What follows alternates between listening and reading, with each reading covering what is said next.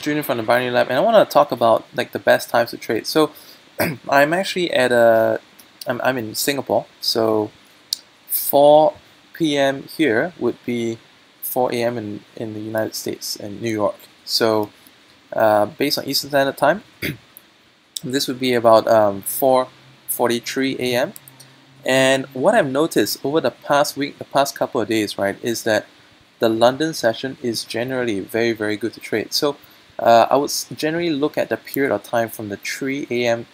Eastern Standard Time all the way up to 8, or let's say to about 7:45 a.m. Eastern Standard Time. Great to trade. And then once New York opens, it just gets really, really bad. When I say really, really bad, what I'm talking about is that it's just going to be a lot of fake outs. And just more, I'll show you something. These are a couple scenarios that are super goddamn irritating. This is one of them, because you may be thinking that, I mean, this looks like it could be a Fibonacci extension level, or even this one. But what happens off it is that, let's say if you're going for a spike and drop method, you're only going to get like tricked out, because that one finishes like a pin bar, and the next one goes even higher, doesn't come down. The next one you get another pin. So super frustrating. This is what's been happening a lot in the New York session. And then this this is where very often you see like bullish bar Fibonacci extension. This is probably 123.6. This is a 161.8. So this one's great.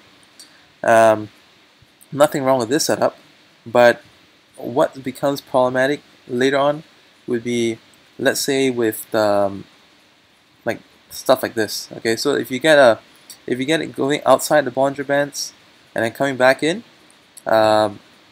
maybe you'll be thinking that, okay, it's going up for 2 bars, I'm going to take it for 2 bars down. So first minute, okay, second minute, uh-oh, tied out. So this is another irritating scenario. It's been happening a lot during the New York session. Like this right now is London. So we're getting Bollinger touches and it springs back. Bollinger touches and springs back. Real nice. But if you compare that to what I just showed you over here, it's different. It touches and it just lingers there, and it just forms a consolidation. So one way you could do it is that you could just like do 60-second, puts and calls within the range. But well, I mean that's just what you have to anticipate. I find it really, really messy to trade the New York like morning session nowadays. And then this is another one. Oh my god. Great for riding a trend, but at the same time not that great, because if you're trying to ride a trend, if you get a late entry, you're screwed. You're going to get tie. The only way you can probably get it is if you go like 2 minutes, 2 minutes, 2 minutes, 2 minutes, 2 minutes, and then that could get you somewhere. And then when it hits the bands, you're thinking of taking it back down to the center band, but no, you're gonna get like pin bar, doji, and the same. So very, very frustrating. And then let's look at the next scenario that I captured over here. This one is a great breakout, but you want to do it for like 2 minutes at a time. But for those of you thinking of doing reversals, well, it's kind of too gradual, and you don't really know when it's actually pulling away from the uptrend. You don't really know where to identify a pullback. This is probably a 161.8. Okay, this one is probably a 261.8, and a lot of people were finding that okay, once again, this is the 161.8 at this spot based on here, and this is a 261.8 or 423.6. So that one's clean, but in between messy, just bloody messy. You're gonna be finding that New York session is not making sense with Fibonacci on 161.8. It's not making any sense whatsoever. So best reaction for that is to stay out. So I want to show you that. Well, yesterday you saw me make a really short, snappy video about some trading I did in like 9 minutes. So today has been pretty much like recovery, because I tried doing New York yesterday. Today, I mean, it's been really clean, as you can see. It's really clean. I did today, and I also did like post New York lunch. Post New York lunch really good. Um, so like from 1 p.m. Eastern Standard Time to about 2:30, really fantastic.